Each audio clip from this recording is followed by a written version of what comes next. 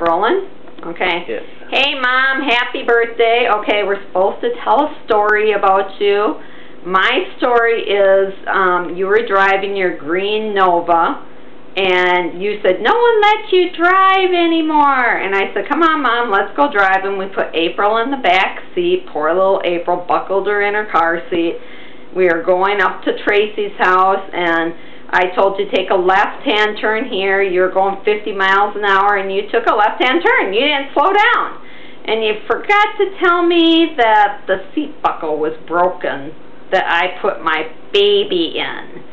So her car seat went flying to the other side of the car.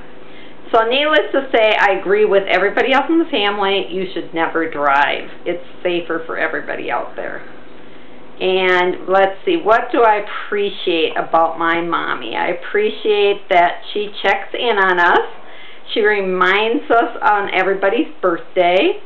And she keeps everything real because she doesn't let us forget if our eyes are drooping or we're getting laugh lines or